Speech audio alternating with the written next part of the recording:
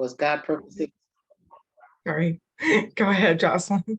My theme was God purposes to do good in these days, to do good to Jerusalem and to the house of Judah. Oh, good, good. All right. Anybody else have a different focus? I know these chapters, it's hard to get just one.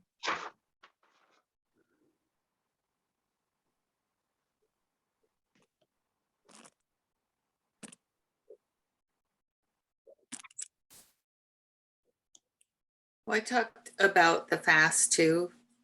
Mhm. The fasting, there will be a time when the fasting for sins will be joy, gladness, cheerful, peace. So love, truth, and peace. Good, good. And that was his connection back to chapter 7 also. Remember chapter 7, they had asked the question if they should continue some fast that they have started. And God's word was about them feasting instead of fasting in times where he hadn't asked them to, and to stop living in the past and maybe to look forward. And so we talked a bit about that for our lives. And I think that that's a place still that we can, hopefully we'll think about as we go forward, to joyfully prepare for what he will do. I was thinking about it some more because I couldn't quite wrap my mind around how that would look for us when we think about praying and fasting. And, with fasting biblically, there seemed to be a real focus on mourning and humility and that kind of thing. And so there's definitely seasons or times that would be appropriate. But other times, if he says, looking forward, we could celebrate, I thought, well, what if we had a big thing that we are praying about and we just believed God that he was going to answer that faithfully? And what if you had a party? What if you had a dinner and you invited people and they said, what are you celebrating? And you said, I'm praying. We're praying that God's going to do this. And we just believe that he is. I mean, what a party and what a testimony.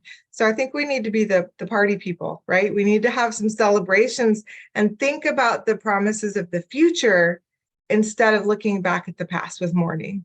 And that would be a great place for us to be, I think, right now.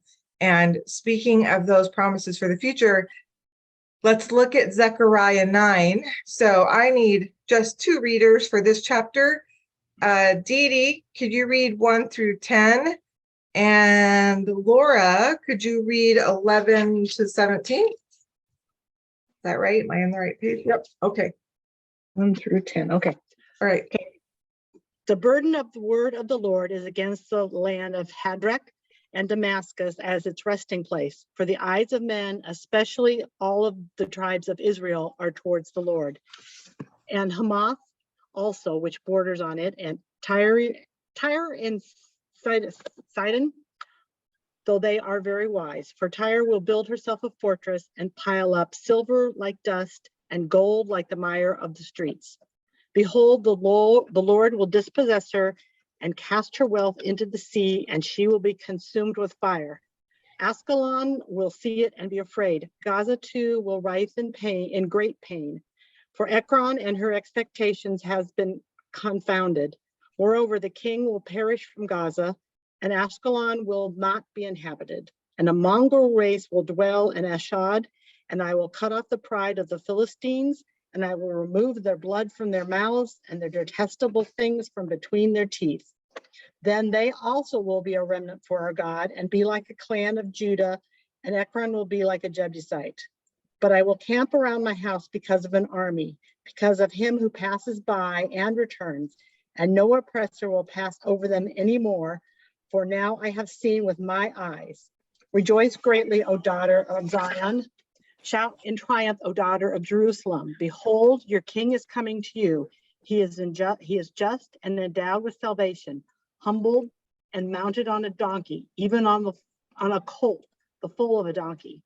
I will cut off the chariot from Ephraim and the horse from Jerusalem, and the bow of war will be cut off, and he will speak peace to the nations. His dominion will be from sea to sea and from the river to the ends of the earth. As for you also, because of the blood of my covenant with you, I have set your prisoners free from the waterless pit. Return to the stronghold, O prisoners who have the hope. This very day I am declaring that I will restore double to you. For I will bend Judah as my bow, and I will fill the bow with Ephraim. And I will stir up your sons, O Zion, against your sons, O Greece, and I will make you like a warrior's sword. Then the Lord will appear over them, and his arrow will go forth like lightning.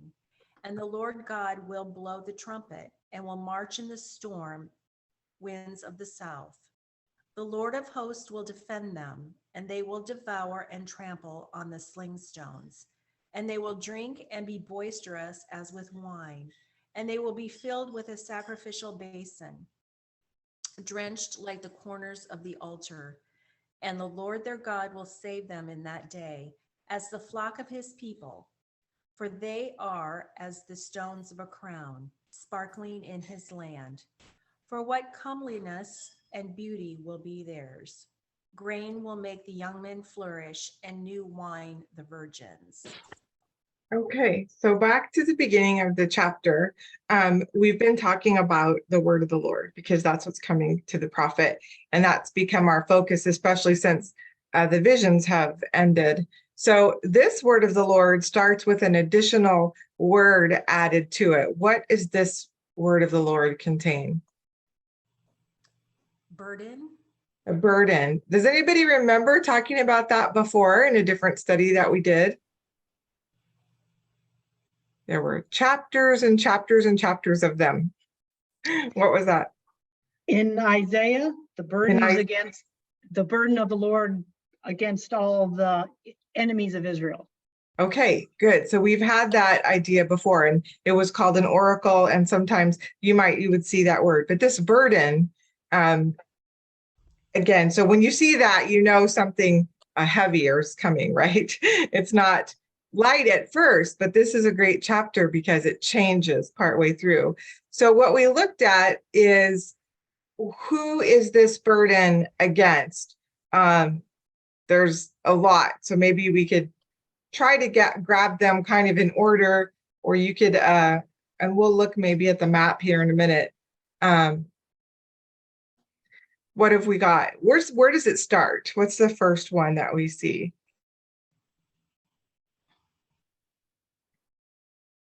Hadrach? You're muted, Jocelyn. Somebody said Hadrach. Okay, so we can't see that land. They didn't list it, but we have a pretty good clue as to where it would be. Jocelyn? Because there's a city listed. Yeah, it borders Mm-hmm. Damascus. Damascus. Okay, so that one is there and still there, and it's something we were watching for in Isaiah as well. A lot of stuff happening in Damascus or near Damascus regularly right now. You'll never hear it on mainstream media because their news doesn't ever talk about anywhere else in the world, hardly, unless they want us to send money there. Whoops, did I say that out loud? Sorry. And so you might not hear that there's rocket fire exchanged regularly still in this area, and a lot of other things. So keep your eye out on what's happening in Damascus. Okay, so then we hit a bunch of other cities. Some we've heard about and talked about scripturally before, some maybe not as familiar. Let's see if we can grab them. What are they? Hamath. Okay, Kyrie. yeah, Sidon. okay, Ascalon. okay, And Gaza. Gaza. okay. There's one we hear of, and probably the other cities sometimes. Whoops. Okay, Ekron. yep,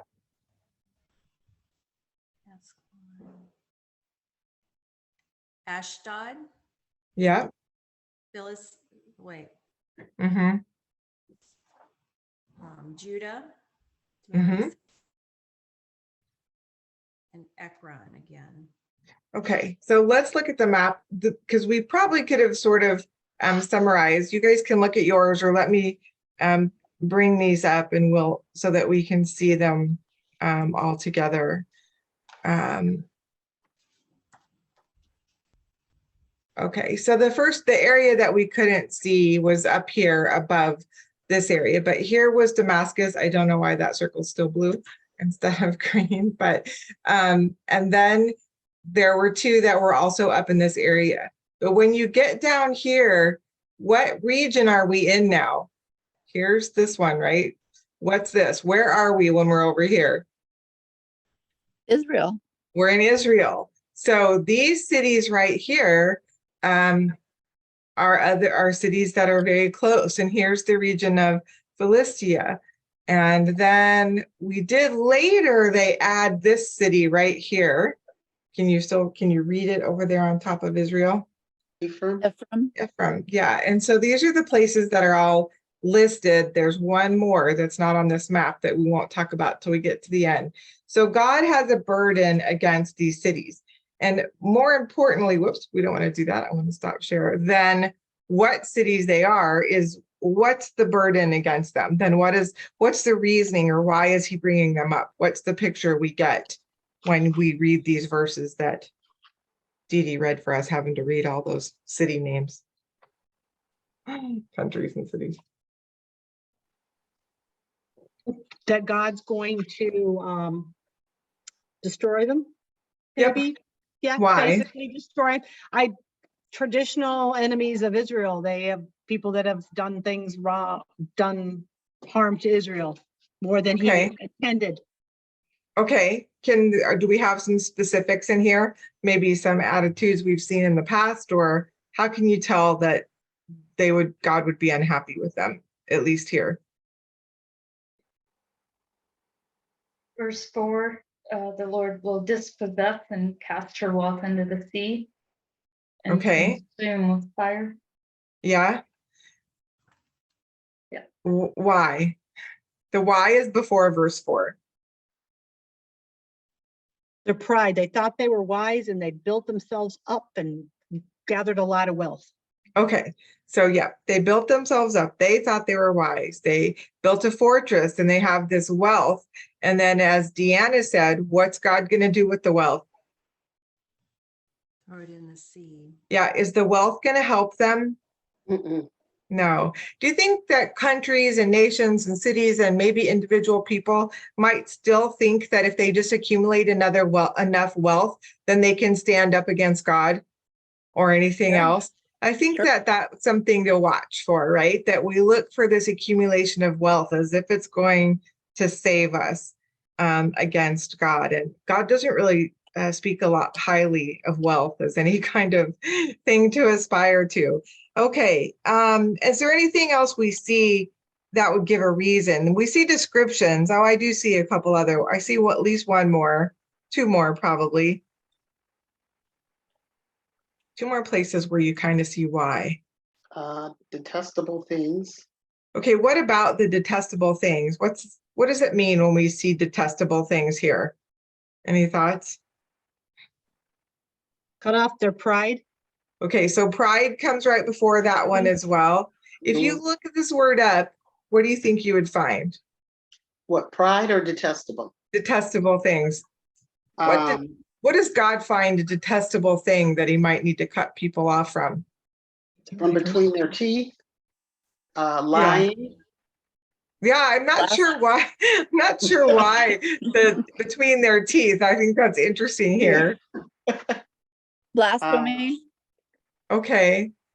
Idols. Idols, right? Idols. Anything that the people are putting up against God. And so maybe it's food, maybe it's, I don't know, maybe they're putting gold coins between their teeth. I'm not really sure. I didn't look that part up. Anybody get any insight on why the between their teeth here? No. So this is the list. And then look to see then what happens. Once he does this, what happens? There's a change in verse 7, right? Whoops. They also will be a remnant for our God. Okay, so are we talking about foreign nations? Think about the map and think about the places we're talking about. And if they were, what will they be? A remnant for God. Okay, so I think when we look at the cities, it'd be an interesting thing for you to do, to look at those cities, especially the ones bordering on Israel right there. Are they cities of Israel or were they considered other places? That'd be something to look at. But regardless, whatever they are, they're going to be a remnant. And what will they be like? Clan in Judah. They'll be like a clan in Judah, like they're part of that family. So God's talking about these enemies that have come against his land or his people. And then he says, but what will he do?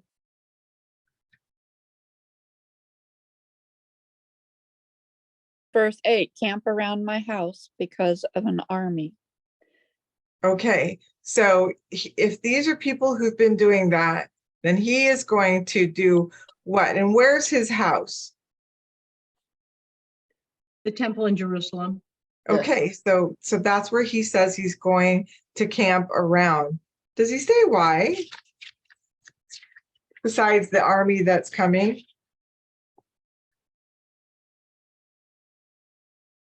Because of him who passes by and returns. Okay, there's a phrase there. Yeah. And no oppressor will pass over them anymore. Okay, they've been oppressed. Yes. And how does he know this? He tells us how he knows. For I have seen with my eyes. Okay, and now I have seen with my eyes, which maybe indicates a closer viewing. Does that remind you of anything that we've seen a couple times in Zechariah about how does God know what's going on in the earth? Now, of course, we always think about God knowing what's going on in the earth, but we've got a special look at something here in Zechariah. His Seven eyes. He has the 7 eyes. Good. The Spirit of the Lord. Yeah, that's good. I hadn't thought about that one. There's another one too. It's been in The patrol. yes. Control. Yeah, the horses patrolling the earth. He's got an army patrolling the earth for him. And so he is able to watch and see what's going on. Good that he's watching. Okay, so if we were looking here, this is a chapter that is good practice for something that we talk about. Now we have homework in front of us and directed on how to study this chapter.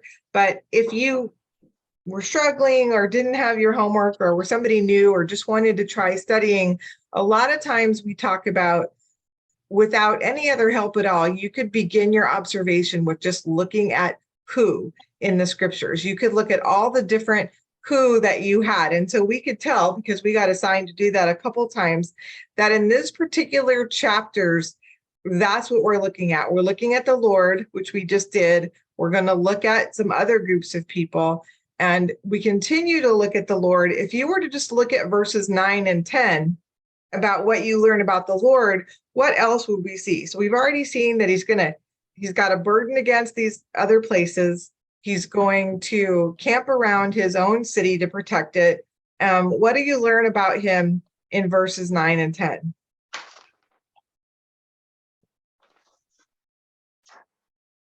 The Lord. That he's coming that his king, their king is, okay, wait a minute. That their king is coming and they've been endowed with salvation. Okay, so hang on to the information about the king, because Jocelyn's answering the king as if the king is the Lord, which we'll talk about. But where else in here do we know the Lord for sure? How do we know who's the Lord in verses 9 and 10, or maybe not 9, maybe just 10? God. How do we know? Yeah, what word in here is the Lord? Because I don't see the word the Lord. Why? Well, who else would be the daughter? Would be the daughter of, I mean, who would be the father of Zion? Yeah, we'll talk about that one, but we have another reference, and you guys had to look at this, I think. Where there is the Lord is in here, the Lord as he's been in this chapter. It just doesn't say the Lord because it's using a different word. Your king is coming. He's Not that one. salvation. Not that No? one. Hang on to the king. We're going to list the king separately. How does His verse 10 dominion. start? Let me just give you a clue. Somebody read verse 10 out loud. And I. Okay, so let's start there. I is the Lord, right? Because he's been talking here Right. in this chapter. What's he going to do? Cut off the chariot from Ephraim Yeah. and the horse from Jerusalem. Okay, so he's going to cut those out. Those have been coming against him. And then we have a he and a his in that verse that some of you started to talk about. If he starts verse 10 with the word I to talk about himself, what happens then when we see he and his? Who's he? Jesus, the king. Yeah. The king. So let's be specific to the text. It's got to be the king, right? Because he's speaking I, and then he says he in the same verse. Now, let's see what he will do, and then we'll go back to this verse about the king. What does it say that he will do?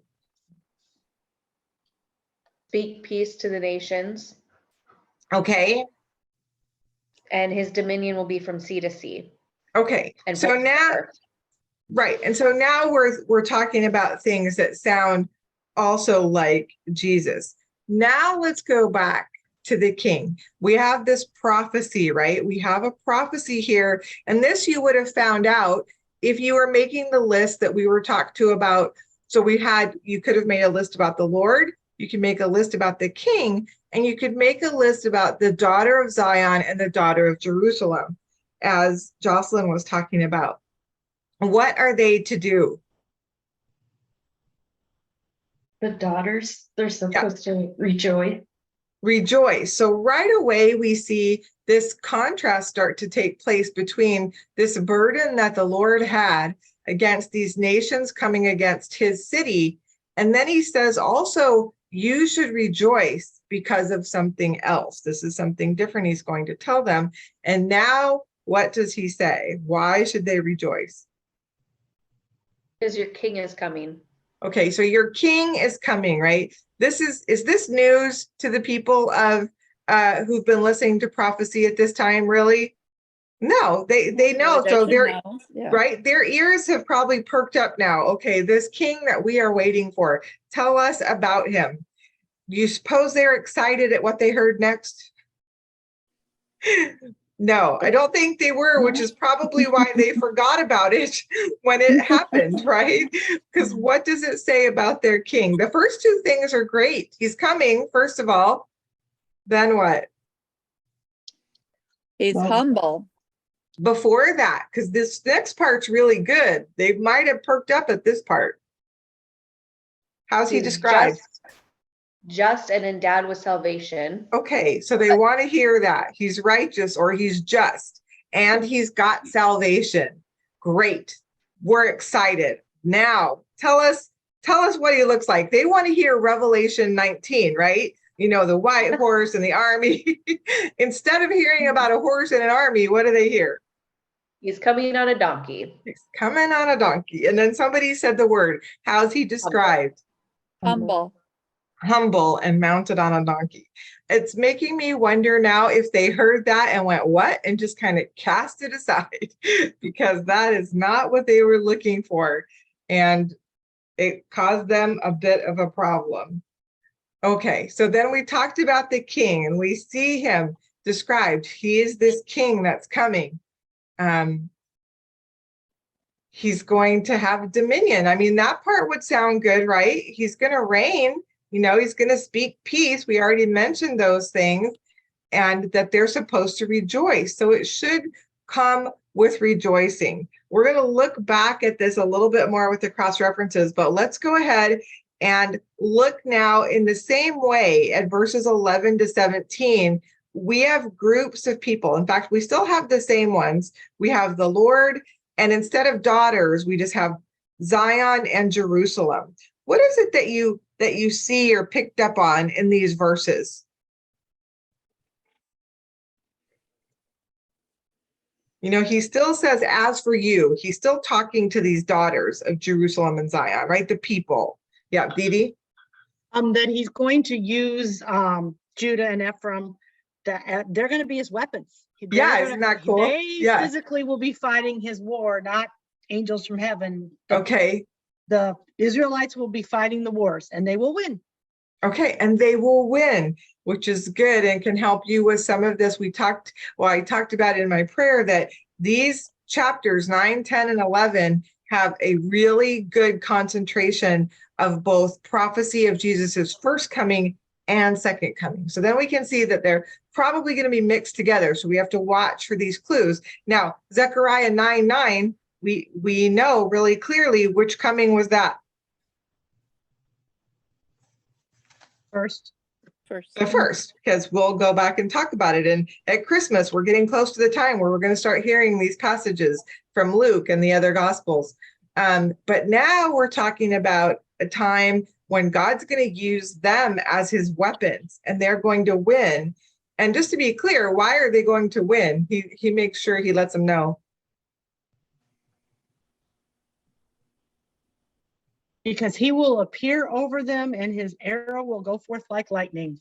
Okay, he's going to be with them, like something he's been telling them, right? This is going to be there. So this is one of the relationships we see. What else does he want to remind them of or let them know? The blood of his covenant with them. Okay, and he says, because of this, right? So a lot of you did the covenant study, covenant catches your eye, but we also want to have our eye catch because this is really important. Because of that blood of my covenant, what's he going to do? What was the first thing he says? Set prisoners free. Okay, those prisoners are going to be free. So everything he talks to them here is because of the blood of his covenant. Does it have anything then? We know what covenant's about. Does it have anything to do with how good they are, or are they going to become perfect at this point and not be the people who fail all the time?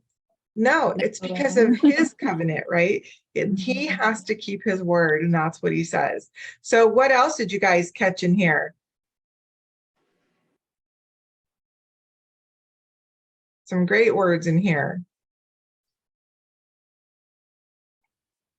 Like this very day I'm declaring, so it's a new promise to them that I'm going to restore double to you.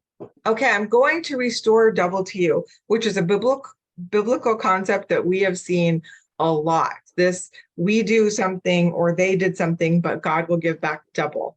A great generous. He's going to do that. And then he talked about being this bow and fight this war. Very specifically here, there's a nation that he talks about them warring against. And we'll look at that in pretty good detail, but who is the nation that he's being talked about? It's really more than a nation, but it was Greece. So we have this kingdom of Greece that we'll talk about here in a bit. Good. What else?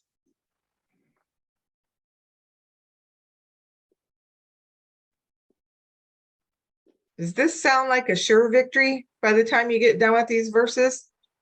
Oh, yeah. What makes it clear that it's a very sure victory?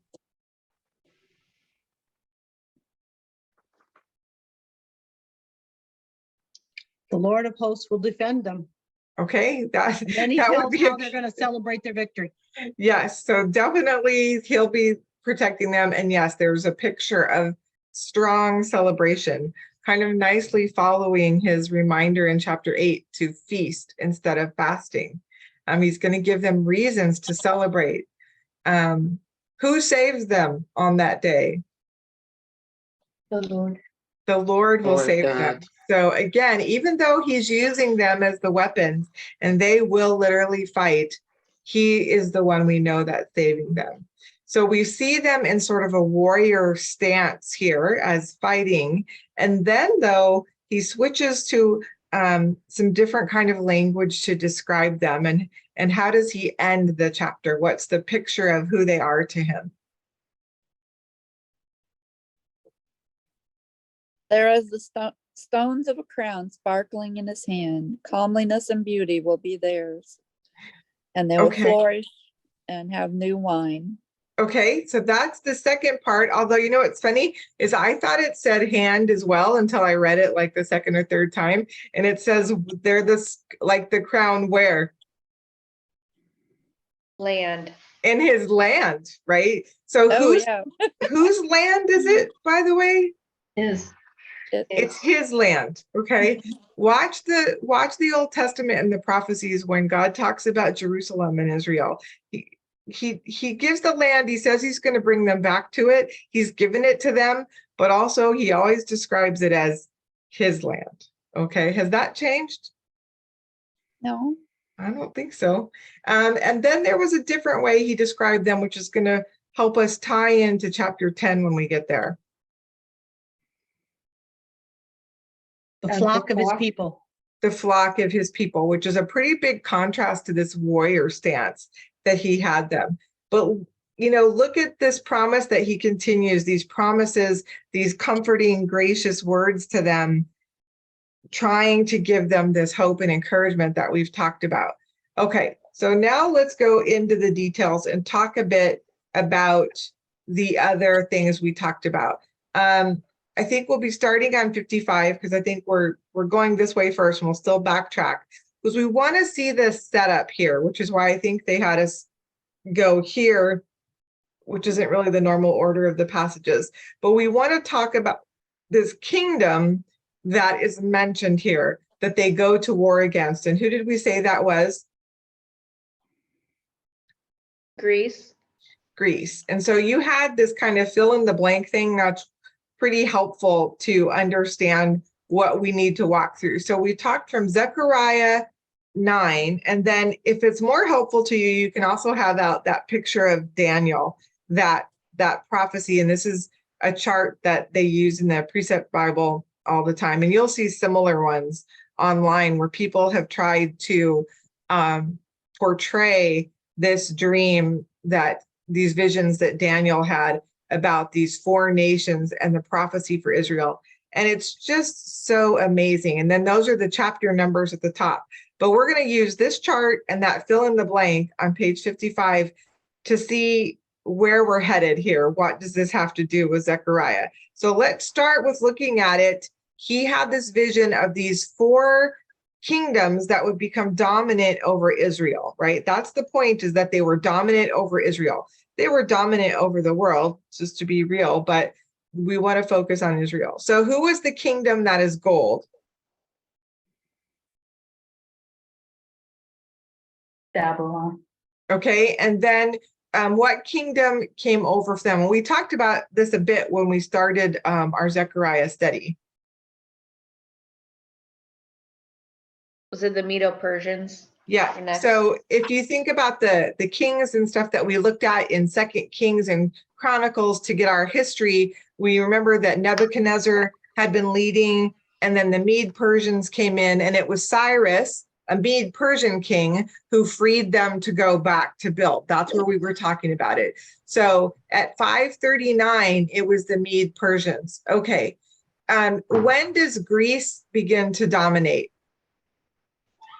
331 BC. Okay, so, and then when does the Roman Empire take over? 63 BC. Okay, so not for quite some time, right? Not for a while. Some of these kingdoms were a really long time. And then the question they asked you next, kind of leading us to where we're going, is that there's another kingdom coming. And which kingdom is that? God's.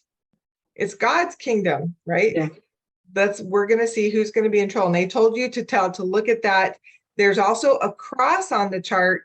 And what does the cross mean when you see that cross on this chart? When Jesus was there.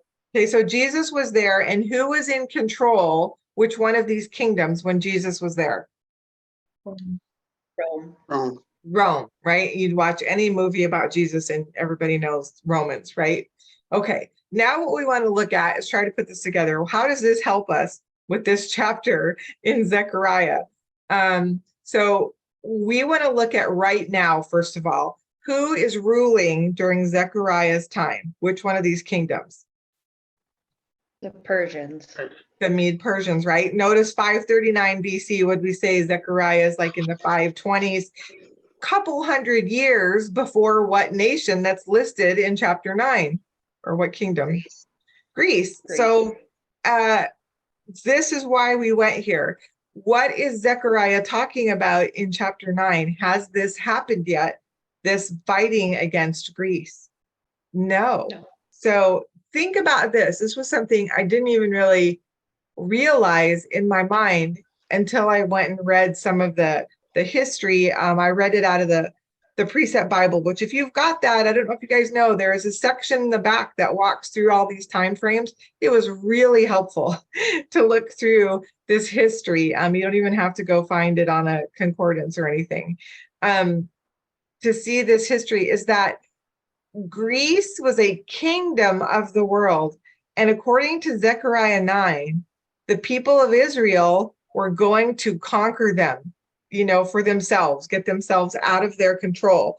Israel didn't take over the world, but they did take care of Greece in their own area, right? And cause some other things. Did that happen? Does anybody know, or did you look at history? Did Israel have this impact on Greece? Yeah. Yeah. Dee, do you have any kind of info or summary for us on about that? I know it's long, but yeah, I looked it up, and it's the Maccabees that they, every once in a while they're brought up. And they're the group that went against the I'm guessing that they were going to be one of the 4 small horns, not the large horn, and freed themselves from their control. Yeah, they were able to do this. And in fact, the king that we've all heard of, who was ruling at that time, that Daniel mentions, is who was the king, this first king of Greece? Alexander the Great. Alexander the Great. And after this with Israel, what happened, it said in your notes that kind of by surprise, he died at what age? Remember? 30 something? He was young. Which is interesting. Yeah, young and an interesting number. Yeah, so this happened. So this is one of those places that we have a chapter full of prophecy right in front of us in Zechariah 9. There's 2 that are obvious to us, right? The birth of Jesus, or the coming of Jesus, not the birth. And then the second coming of Jesus, we can see some hints at that. But also, we have a prophecy smack in the middle here about a kingdom of the world 200 years before it happened. And then it did happen, right? God used the nation of Israel to take care of Greece. That's pretty amazing, don't you think? Yes. Yes. And how does that impact us when we're reading a chapter like Zechariah full of prophecy? Some we've seen happen, some we haven't yet. How does that impact you? Well, for me, it just confirms that we can trust it. Okay. Yeah, it's like, historical. Yeah. So let's talk about the other one that's here first that we just jumped right over. I wasn't even sure we were going to go back to it. Zechariah 9:9. This king who's coming on a colt. Did that happen? Yes. Yes. So without looking, you probably all knew that it happened. And we looked at Luke 19. I think that's on page 26 or 56. I'm sorry. We looked at Luke 19, 29 to 44. What story, what event do we have there? Talking about Jesus coming on a donkey or a colt, a foal of a colt. So did Jesus do that? Yes. Yep, the entrance into Jerusalem. Yeah, so how come the Jews didn't recognize him as Jesus, as their Messiah? They should have. I think it's the same thing as us, is that we think of somebody's coming to rescue us. They're going to come with mighty power and dollars and ammunition and everything. Yeah, but the words are so clear. We just kind of go, how did you miss it? But again, there's a veil, and yes, they were looking for the power, that they were looking for that king and they forgot to look at all the prophecies apparently, or they just didn't remember that sort of, I don't hear you. Maybe they also had, okay, I don't see you. I don't like that part. So I don't see that part. That doesn't sound like a Messiah to me. And what else, you guys, anything else catch your attention in Luke 19? It's always fun to pop into the Gospels and see them from a different angle than you're used to reading them, because sometimes other things jump out. Anything that caught your attention?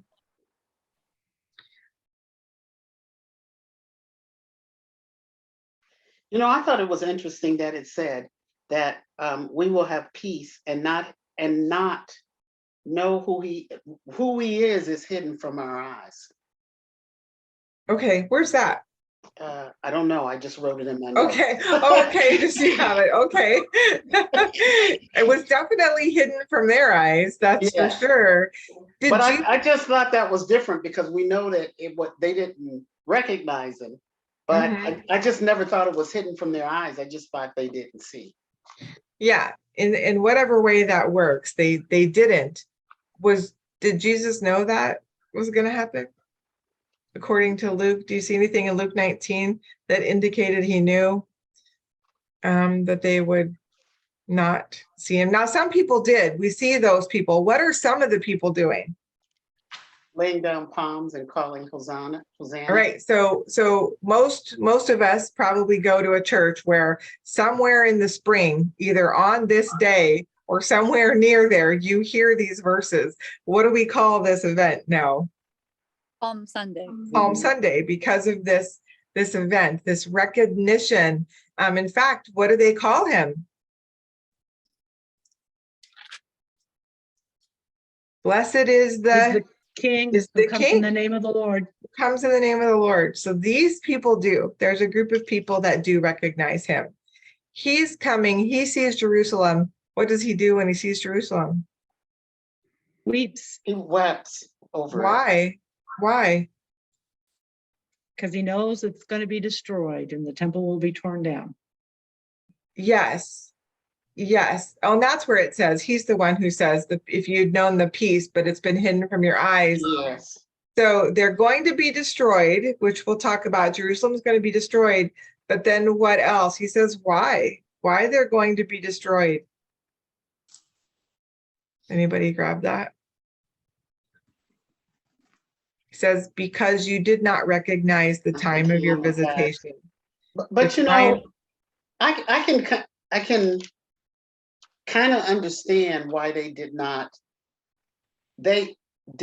accept Jesus or recognize him as the Christ or coming, because the leaders, the Pharisees and so forth, were yelling at him and telling him, what are you guys doing? This is not, you know what I mean? Right. And if you look at those guys as the leaders, the same way we look at our pastors and our ministers, we look for them to verify stuff for us. Yeah, we talked about that in John, right? And that's a great reminder, Jocelyn, that they did. They went to their leadership with questions when they would hear Jesus, and they would get an answer that was like, yeah, no, we don't follow that guy. So there's all of that. But Jesus says you did not recognize the time of your visitation. How sad. But this is the prophecy. So was this prophecy fulfilled? Yes. So that prophecy is listed in Zechariah 9 and 10. We have more prophecy in verses 11 to 17. So should we believe that prophecy will be fulfilled? Absolutely. It's a verse later, right? There's no reason to think that it won't be, that it won't happen. And so, by the way, did what Jesus said would happen to them happen? That Jerusalem would be destroyed? Yeah. Yes. When? How? Who destroyed it? 70 AD. Mm-hmm. Yeah. Who destroyed it? Titus. Yeah, Rome, right? Yeah, Rome, or the king. Yeah.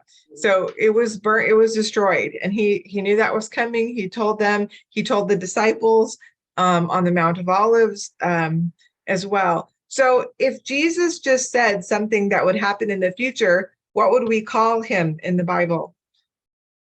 Prophet. A prophet. So Jesus was a prophet. So again, Revelation 19:10, for the testimony of Jesus is the spirit of prophecy. When Jesus talks about things that will happen, is he right? If the words of Jesus are spoken and he's the spirit of prophecy, then he is interested in prophecy, right? He was speaking things that were going to happen, some of it.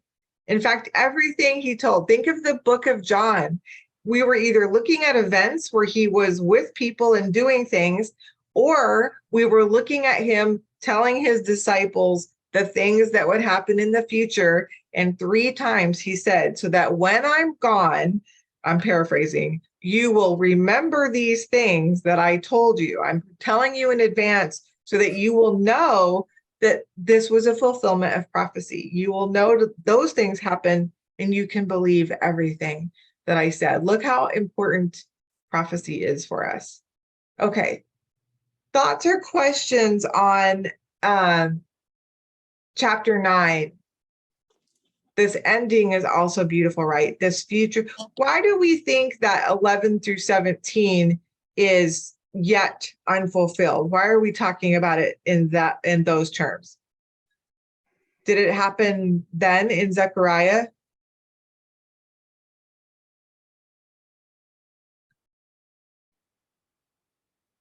So some of it was once, right? The part about Greece, we know that happened. Mhm.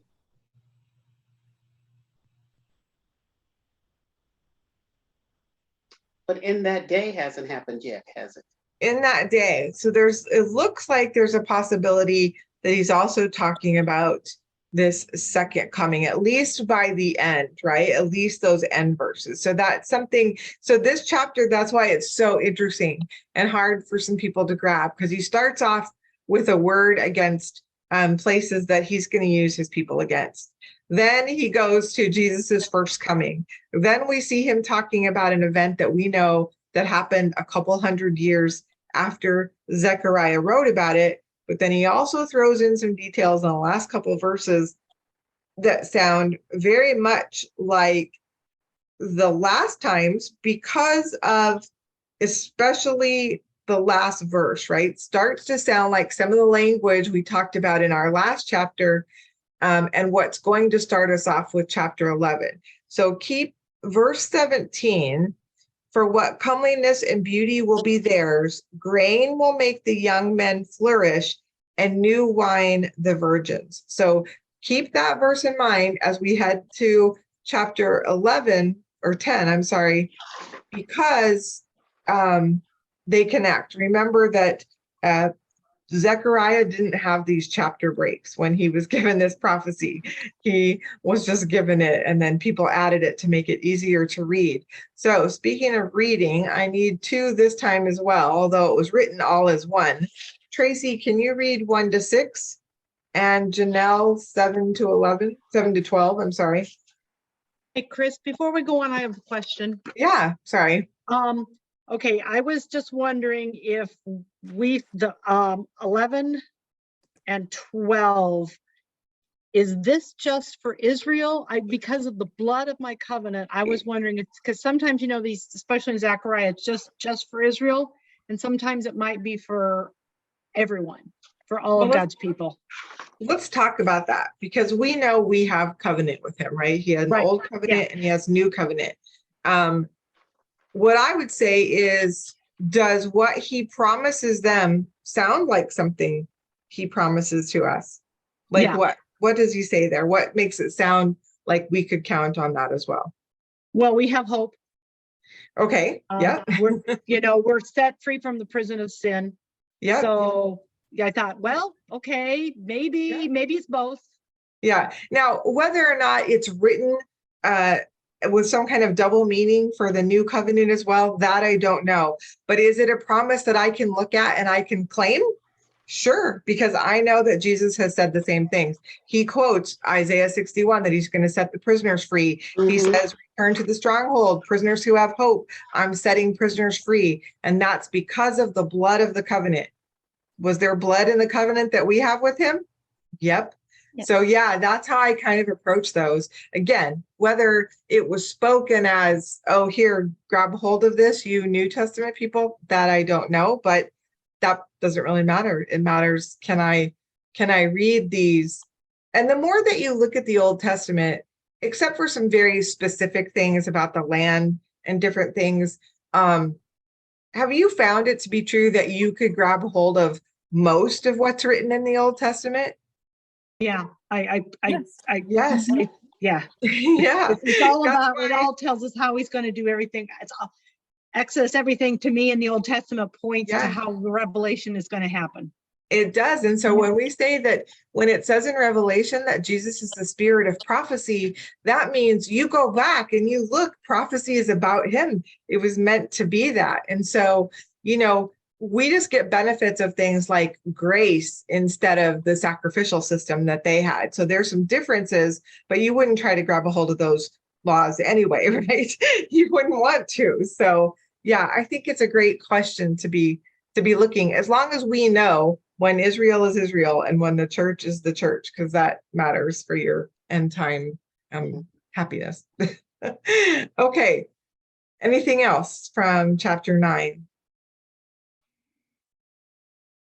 Okay. How about, who did I say? Tracy 1-6 and Janelle 7-12?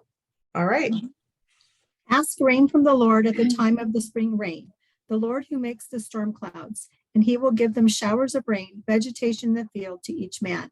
For the teraphim speak iniquity, and the diviners see lying visions, and tell false dreams. They comfort in vain. Therefore the people wander like sheep. They are afflicted because there is no shepherd. My anger is kindled against the shepherds, and I will punish the male goats. For the Lord of hosts has visited his flock, the house of Judah, and will make them like his majestic horse in battle. From them will come the cornerstone, from them the tent peg, from them the bow of battle, from them every ruler, all of them together. They will be as mighty men, treading down the enemy in the mire of the streets in battle, and they will fight for the Lord, for the Lord will be with them, and the riders on horses will be put to shame. I will strengthen the horse of Judah, and I will save the house of Joseph, and I will bring them back, because I have had compassion on them, and they will be as though I had not rejected them. For I am the Lord their God, and I will answer them. Ephraim will be like a mighty man, and their heart will be glad as if from wine. Indeed, their children will see it and be glad. Their heart will rejoice in the Lord. I will whistle for them to gather them together, for I have redeemed them, and they will be as numerous as they were before. When I scatter them among the peoples, they will remember me in far countries, and they with their children will live and come back. I will bring them back from the land of Egypt and gather them from Assyria, and I will bring them into the land of Gilead and Lebanon until no room can be found for them. And they will pass through the sea of distress, and he will strike the waves in the sea so that all the depths of the Nile will dry up, and the pride of Assyria will be brought down, and the scepter of Egypt will depart. And I will strengthen them in the Lord, and in his name they will walk, declares the Lord. Okay, so I had you look and kind of keep verse 17 in your mind, because it helps us to see where he starts this chapter. Otherwise, it feels like a jump, right? It feels like, okay, well, this is kind of weird. What does he tell them to do in verse 1? To ask. Ask for rain. To ask for rain. Now, how does that relate to what it said at the end of the last chapter? And what does it mean to you that he's telling them to ask for rain? Well, you need rain in order for grain to grow. Okay. And for the wine to go. And that's going to allow the young men to flourish and the virgins to have wine. Okay. So he ended chapter 9 with that promise of those things will happen, right? That they will flourish in a way. And as Jocelyn said, you need the rain for those things to happen. Where's the rain going to come from?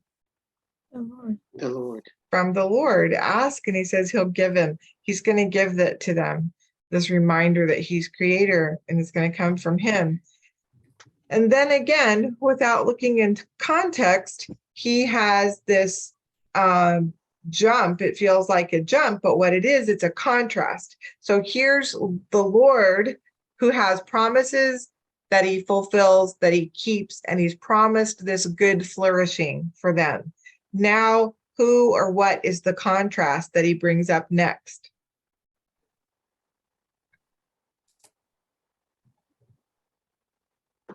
The teraphim, which I looked up and that said household idols. Okay, yeah, I know that word always throws me Yeah. too. And then the diviners, the guys that tell the false prophets, Okay. false dreams, and they comfort in vain as opposed to the Lord who really comforts. Okay, good. So there's these people there, these places that people can go to instead of the Lord, right? They can go to the idols that they're keeping at home who speak iniquity, right? Who tell them to sin. If they really don't tell them anything at all because they're just household idols carved from wood or whatever, but they represent certain other gods, right? And do those gods ever represent anything good? If you can picture them or think of who some of those gods are they telling them to do the things of God? No. No, they're the pictures we have of that kind of lascivious living that the scriptures tell them not to engage in. What happens because of them following these teachings instead of the Lord? They wander like sheep. Yep. Without a shepherd. Sheep without a shepherd, right? Sheep afflicted, in fact, because there is no shepherd. Now, does he really mean there are no shepherds? No. No, how do we know he doesn't really mean there's no shepherds? Because the His next anger verse. is kindled against the shepherds. Yes, his anger is kindled against the shepherds. So what does he mean by when he says there's no shepherd? No good shepherds. There's no good shepherd, right? There's nobody leading them the way they should be. So his anger's kindled, and then another word that the homework kind of helped you with, so we didn't get confused. He's going to punish whom? The male goats, which are the leaders. Right, and that told us that's a reference to their leaders. So shepherds and leaders, are they doing the people any good? No, which was something that Jocelyn was talking to us about earlier, that the same thing happened with the Pharisees, that they were not leading the people into truth. They were leading them away from truth. Now, again, if this is another chapter where you're looking at groups, you can look at the Lord, you can look at these bad shepherds, and then you can look at his flock, right? And he referenced them as the flock at the end of the last chapter as well. It's always kind of doing that thing where he prepares for where he's headed next. What else do you learn about the flock in these verses? This is his people. They'll be like a majestic horse in battle. From them will come the cornerstone, the tent peg, the bow of battle, every ruler, and they will be as mighty men. Okay, so all these good things are actually going to come from his people, even though their leaders are not helping them. Good. And then we have a picture, this description, back to sort of this picture of them as these weapons God's going to use. What's the picture we have next? Even though they're called a flock, what's the picture? What are they going to do? Fight. They'll fight. This was the verse I must have had in my mind when I asked you guys one question back in the last chapter. Are they going to be victorious? Yes, because the Lord will be with them. The Lord will be with them, right? The Lord will be with them. He describes how he's going to be with them. What kind of things does he say so that they know that?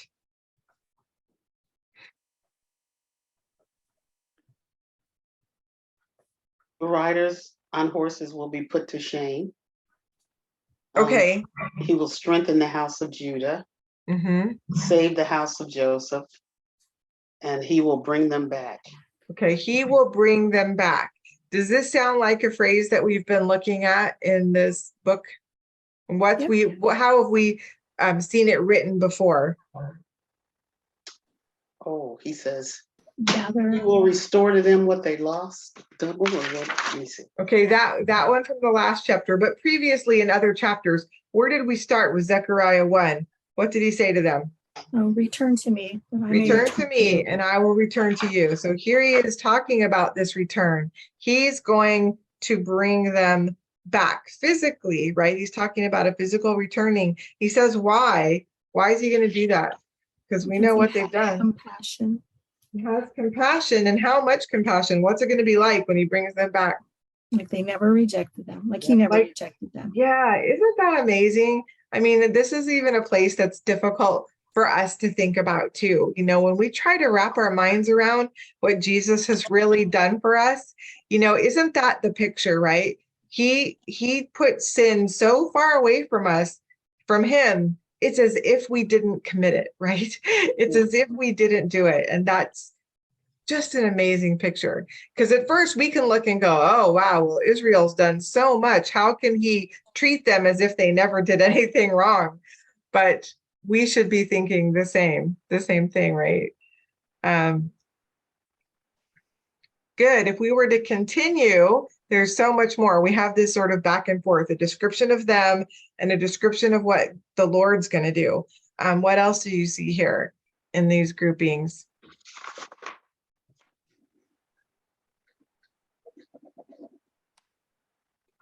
Well, God's going to answer them. He's going to whistle for them to gather them together.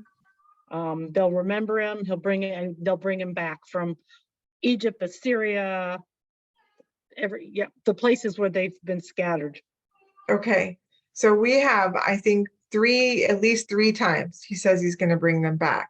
Good. These are the things that you would see about the Lord. What other things did we learn about these people, the people of his flock?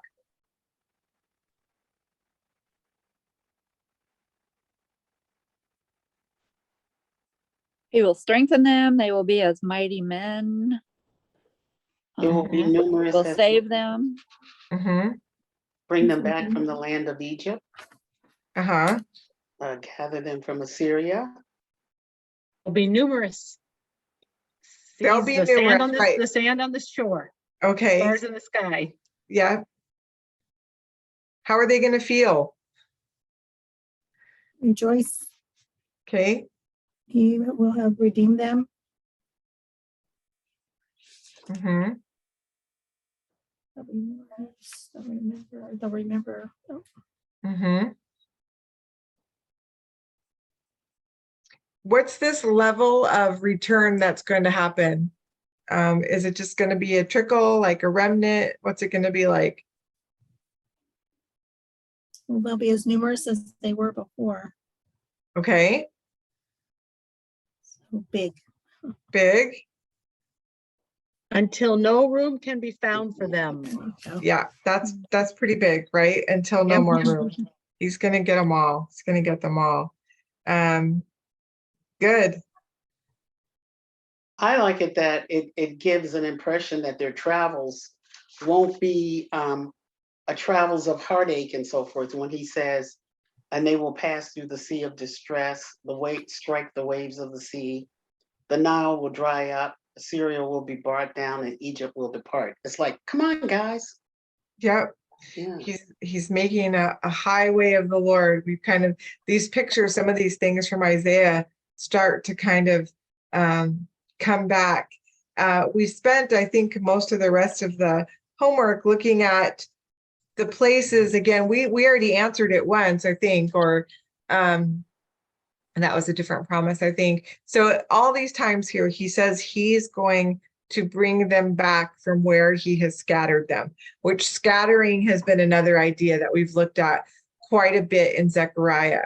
And so we looked at cross references starting to tell us, is this news to them that God would bring them back if he scatters them from the land? No. And we only looked at I think it's 4 passages, and they told us that was not an extensive list or not an exhaustive list, because you'd be exhausted if you looked at them. Did anybody try looking up some more cross references?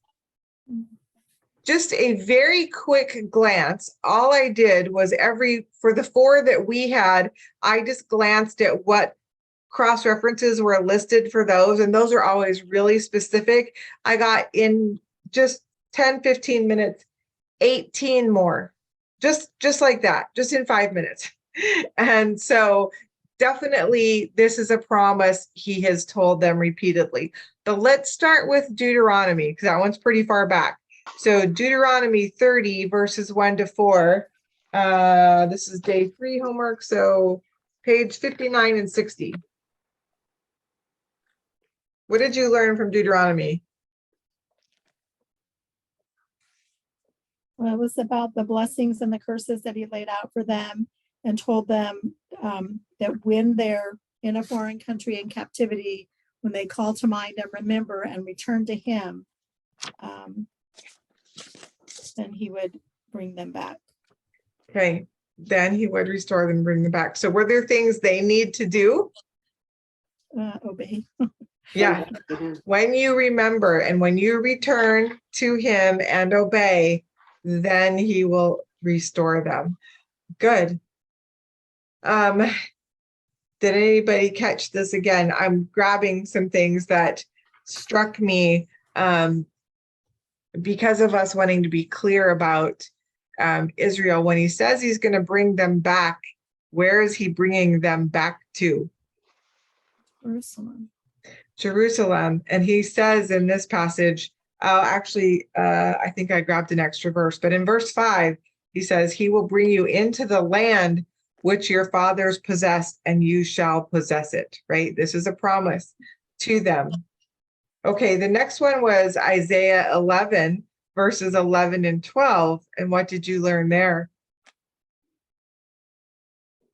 He will assemble, he will get together the scattered pieces of Judah from the 4 quarters of the earth. Okay, And that was good. the second time that he was. A second time. On what day? The day that the Lord will again recover. I didn't write down a day. Okay, a day that the Lord, you're right. It's probably not as specific. It says, Yeah, it isn't exactly. Yeah.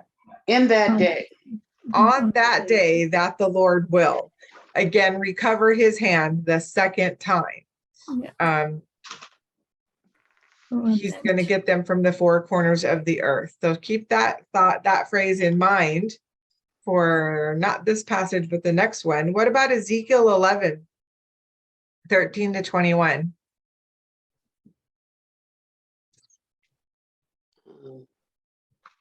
He says he will gather them from the nations and bring them back.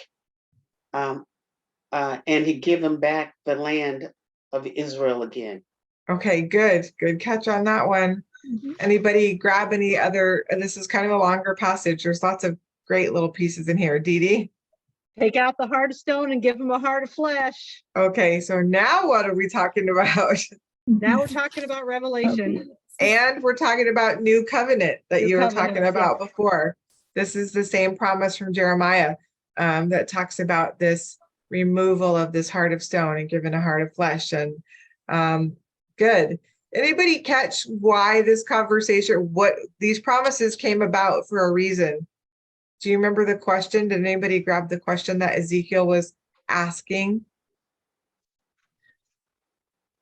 This started because he said, "Oh Lord God, will you bring the remnant of Israel to a complete destruction? Will you do that?" And the answer, the word of the Lord, was what you guys have said. No, I will recover them when I've scattered them, and I will bring them back. Even then, did anybody catch what he said he would be to them while they were in these other countries? This was awesome.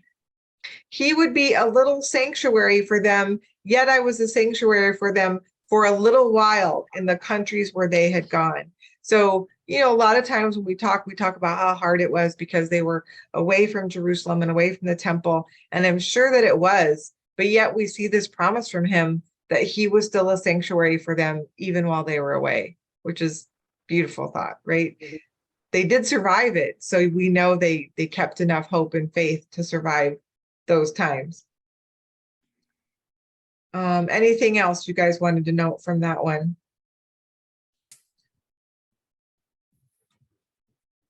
Okay, that phrase, we talk about how often the phrase, they will be my people, I will be their God.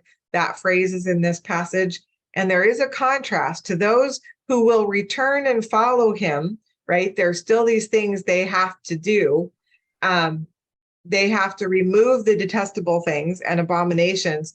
There's a contrast. Can people decide not to do that? Mhm. And then he says he'll bring their conduct down on their heads. So there's promises for the people who get rid of those things and follow him. And there's promises for the people who don't as well. And he will keep both promises. Okay, then we go to Matthew 24. Matthew 24, 29 to 31. What's this one about? What do we learn there? When the Son of Man comes, and he will send his angels to with a great trumpet sound, and they'll gather together his elect from the four winds, from the ends of the earth. Okay, so that sounds like Isaiah, right? Like from the four corners of the earth, he's going to gather his elect. And you have to look at the context of Matthew 24. A lot of times, again, because we're people and we're human and we think everything's about us. So a lot of times people think this is us. But if you read Matthew 24, this is not us. And it tells you here why not. Matthew 24 is parts of things happening. But this time frame he gave here in verse 29, what does it say? It was the abomination of desolation, right? After that tribulation. Yes, so immediately after the tribulation of those days. So if you believe Thessalonians and what Jesus said about coming back to get us and what the picture is in Acts about Jesus coming back in the clouds and taking us before the tribulation, then this would be him gathering that remnant that's left after they go through Jacob's trouble, after they go through the tribulation, he's going to gather those elect. And that fits all of the prophetic passages. If you go look at them, Zechariah and Joel and all of these, this fits that same picture of this remnant that he's going to bring back to. So we see him talking about bringing them back in their day and in their time.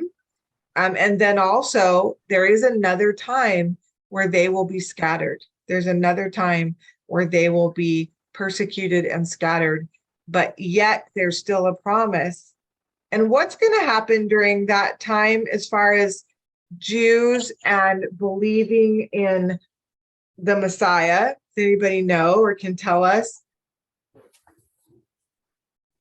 Those who believe what their fathers believed, those who were the ones who did not see that he was their Messiah coming humble on a donkey, who still don't think that's happened. What's going to happen after through the tribulation and after? What's going to happen for the people of Israel? Believe. They're going to believe. Now, there'll be some who don't, but there's going to be a remnant who do. And we have that picture in Revelation. And also we've had it somewhere else that they will see him who they pierced, and they will mourn and they will recognize him as Jesus. And they'll know that they missed it the first time. They'll know that their ancestors were wrong and that he wasn't there. Oh, that's a lot. And as Dee Dee's already warned us, 11 might be a lot more. So take her warning to heart and just go through it and do what you can. But what can we take away from these chapters? Again, as we study these chapters, which really are so much about Israel super specifically, but what can you walk away with from these two chapters?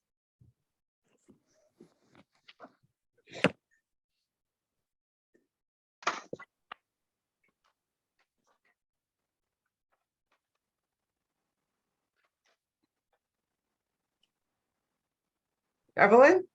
Well, I just see God's faithfulness to his people, his covenant. He's true to his word, and he's compassionate.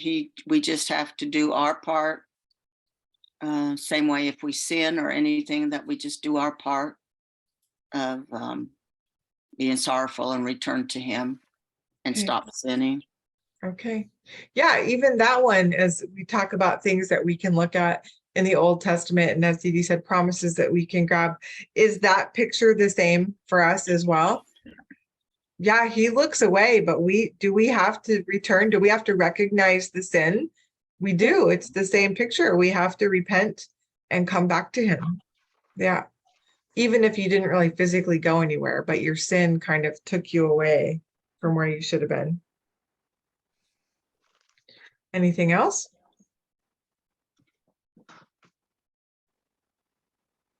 Sometimes it seems like he's chasing after us more than we're chasing after him. Oh. He chases after us a lot harder than we chase after him. So it's like we just need to recognize how much he wants to be in a relationship. We just have to do our little part. Yeah. Yeah. So true.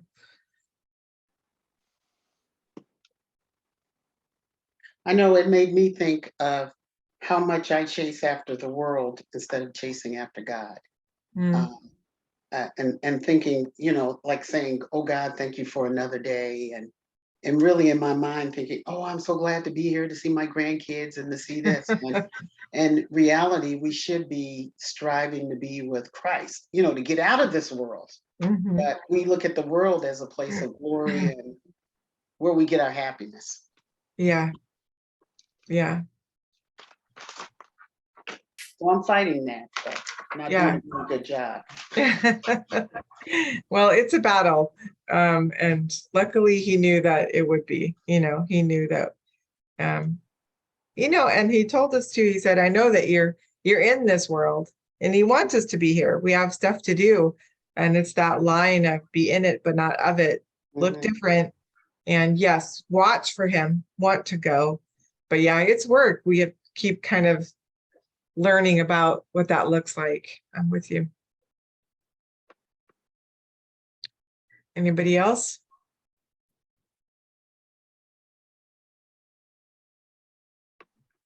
Would these be hopeful words as they heard them?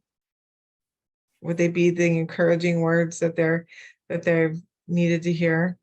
I would think so.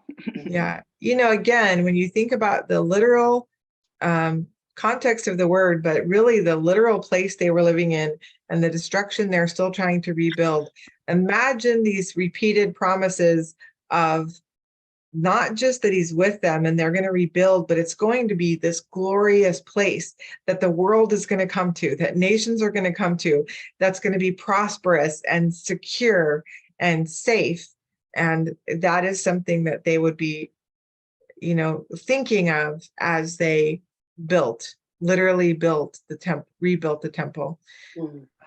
Yeah, just imagine. And that's what I think, that's what it's here so that we have it as well. So that as you think about, we do have lives to build here and to live. And sometimes that's hard too. Sometimes we have the times where it's easy to think about leaving. Sometimes it's not, and sometimes it is. Sometimes it's like, okay, I'm just ready, I'm just ready. But then you go, okay, but I'm still here. So what am I supposed to do? How can I be about the Father's business? And those are the times where we need this same kind of word, I think, right? We need the encouragement that says, you're building a glorious thing. You're building a glorious thing here, and you're building a glorious thing that you're going to live in forever. The things that you do here for the Lord build that coming time with him. So hopefully you're grabbing hold of the encouragement and can see that here in these passages. Any other thoughts? Well, I just want to say I agree with Jocelyn, like the pull of the earth, of the world is so strong. Yeah. Because it affects our fleshly part. And it is a battle every day, even things that I can see in a way like why so many people miss Jesus's coming. All the oppression they went through and everything, they were just looking for someone to, set them free, and have those promises that God had given them, you know. Mhm. So I mean, I can see because of the flesh, you know, and Yeah. that's why I think the more time we spend in the word, the stronger we become in the spirit, where Mhm. it's easier then to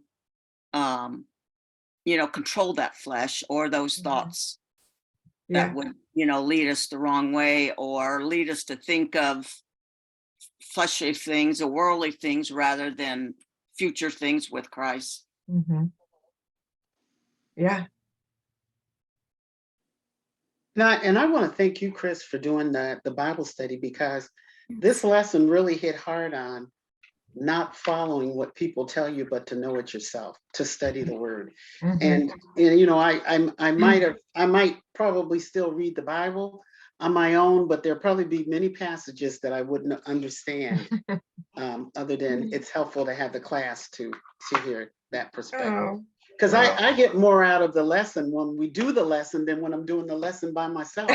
Yeah, that's the point of the discussion, right? Is to hear Yeah. everybody's impact. There are things that you guys say all the time that I go, oh, I didn't look at it that way. I didn't think of it that way. So yeah, it's just a blessing to have it to discuss both times. I love the homework as well. So I'm a Bible study nerd, as you already know. So,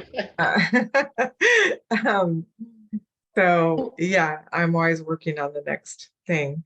Yeah, it's just so good. And that's such a good point. And both your points. And you know what, even those are making me think that the world we live in, you know, and God said that there are things that are going to happen that people, do you think that we look then for somebody to fix things for us here on the earth? Right? Sure. Why do we get so? Yes, we want righteous leadership and we're supposed to pray for that and work on that. But also, then it's just so disappointing because, in a way, our fleshly part of us wants that because we want things fixed for us. When deep down inside, we know there's only one ruler who's going to fix those things. But when we think about the prophetic aspect, we're not the only ones looking for somebody to save us. We're not the only ones, especially we're not, but there are people who really are looking for one leader who's going to fix everything. And that is so close to the time frame that we're in, where the countries of the world and people of the world want one person to come and fix everything. What's that the setup for? The Antichrist. The Antichrist. There is a person who's Yeah. going to come, and he says he's going to say he has the answers. And because of these things that we talked about, we know there's a struggle. Imagine the struggle for the people who don't even know that, oh, wait, I could focus on God. I could focus on Jesus. They don't have that. And so, of course, they're going to be ready to fall for somebody who seems like a savior. So it's so important that we know our word, like Jocelyn says. It's just so important to be there in these passages that help remind us, oh, God fulfilled his word all the time.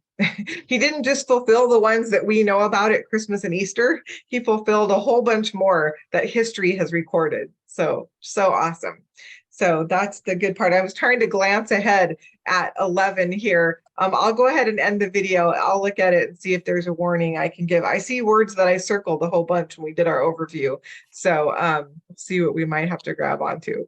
Let me pause this here.